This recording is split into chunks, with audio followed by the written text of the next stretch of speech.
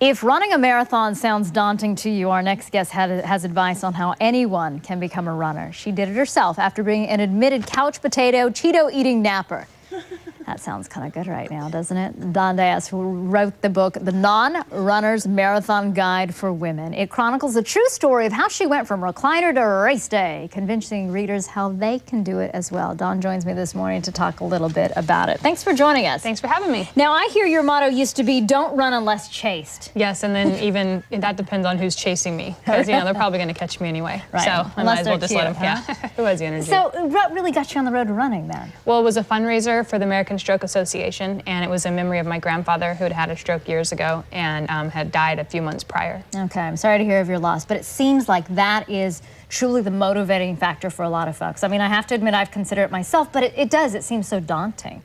Yeah, and the fundraiser is a good way to do it because people give you money, and when they give you money, you're thinking, oh, I guess I have to do it, or I'm going to have to give that money back. And so I just kept doing it because I promised them that I would finish. Now, did you have kind of a mentor along the way helping you? Well, I had coaches, very, very patient coaches who put up with me and my sarcasm for the duration. And I had a friend who was, I called her Chipper Jen because she was ridiculously happy about running all the time. Well, so she had that permanent runner's high that you hear about. Well, she's just runner's high all the time. It doesn't even matter if she's running. Did you ever get it? Did you ever get the runner's high? I always said I got the runner's hangover because I was always like, ah.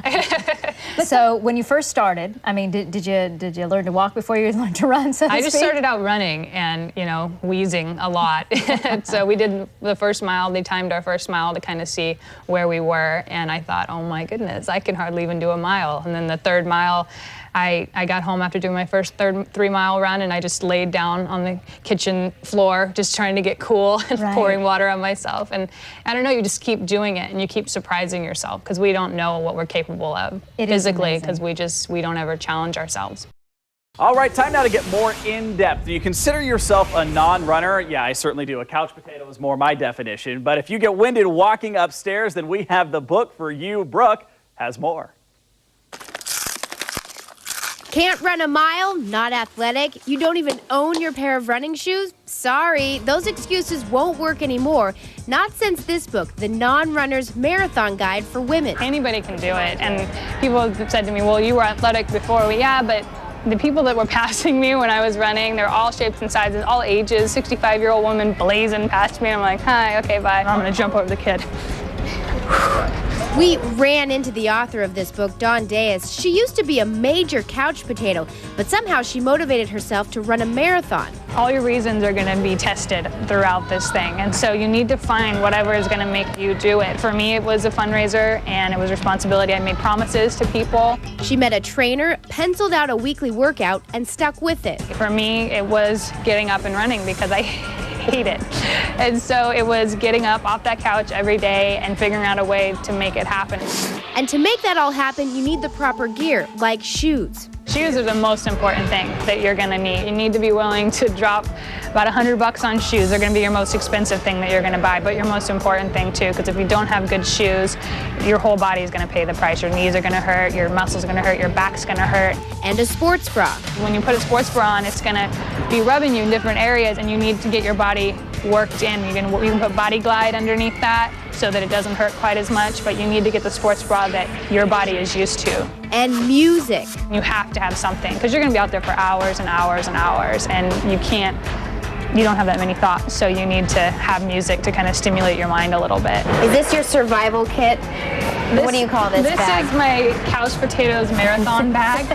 Frozen peas are going to be a big thing that you're going to want to have because they're great. You take out of the freezer and you put them on your knee, and they mold around different things like your knee and your different muscles that you have. 2 different alarm clocks because you have to get up and do a lot of early morning runs.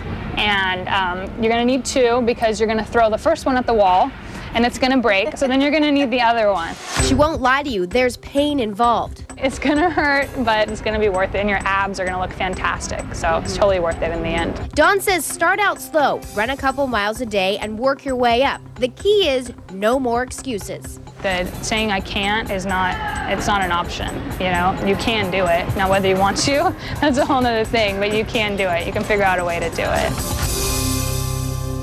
There's always a will, right? Well, Dawn has a 4-month workout plan in her book, as well as getting more tips for getting started. You can order her book online. You're going to find a link for her website on our website, kptv.com.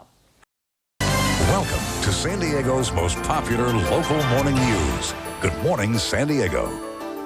Get off your butt and get on with your training. Good morning. So glad you're here with us this morning. Thanks for having me. And I mean, Women's Health called this book the best book guide for women to run from scratch, and that's basically what you did. That's a great honor, isn't it? It is very good honor. They said it was funny, and that was kind of the point of it, is to make people laugh and have a good sense of humor about a very trying time if you're going to take on marathon running. And you took it on for a good cause. You were raising money and creating awareness. Talk about that a little bit. Well, a lot of people do it for fundraisers now, and I did it for the American Stroke Association. I raised money for the American Stroke Association in memory of my grandfather. He had passed away that year and had a stroke years and years before, and I wanted to do something big and huge in his memory, and me moving at all, pretty big and huge, so that's why I did it. So when you got off the couch and decided to run, in order to get people to sponsor you, you were motivating them, telling them about your journey. Well, anybody that has ever known me knows that I am like the laziest person on the planet, and so they were just like, what are you doing? And I would send out updates every week trying to kind of tell them how much pain and agony I was in, and they thought it was so funny because, you know, they weren't doing it and I was doing it. It's a lot more funny when someone else is doing it, and so I sent it out to them to try to raise money, and then that kind of became part of the book. You're watching Channel 13 Action News. If I'm laying in bed and I'm visualizing me in this bikini, and I'm visualizing... Don't run in a bikini. Well, that's good to know. Okay, I'm saying, okay, just get up out of bed and get on, you know, get your running shoes on, call your girlfriends that are your group. I mean, sometimes you're just like, oh, I just don't want to get out of bed. How do you get your mind over matter? How do you do that? How do you get your mind set? Well, it's just really about setting a goal and then working your way towards it, and that's what marathon training is. It's like, don't concentrate too much on the 26 miles, just take little steps at a time, and you're going to get really big things at the end. Okay. Now, you brought a couple of items here. If you can please explain, because bread is one of my, bread is the most important part of your marathon training, because you get to eat it, and you have to eat it. Oh, you have to? Oh, that's a good thing. That's the greatest part of it. You have to carbo load. It's amazing. Okay, you have to eat it. You have to eat it. It's amazing. Okay, so eat that bread might be one of the things that's going to motivate me. Okay. Headphones. This was my headphone with a little tacky bit. You have to have music, because you think you have thoughts and you're going to be deep, but you don't have thoughts. You really don't. You run out. You're not going to be deep out there? No. At mile 5, you're done with thoughts. You need music, or you're going to go crazy. Okay. These are frozen peas that you can put all over on your knees and your sore muscles, and they mold very well. Okay. And then these are when you're done with your running. Or while you're running, whatever. While you're running, You can eat them while you're running. Okay. And then two different alarm clocks, because you're going to have to get up really, really early in the morning to go running. Yes. And you're going to throw the first one at the wall. It's going to break, and you're going to need another one. Very true. Yes. Very true. Now, where can people find more information on you and as well as your book? dreaminmotion.net is my website. And they'll find everything they need to go and where to... Everything they need to know. Everything they need to know. About life. Excellent, Dais. Thank you so much for joining us. Thanks for having me.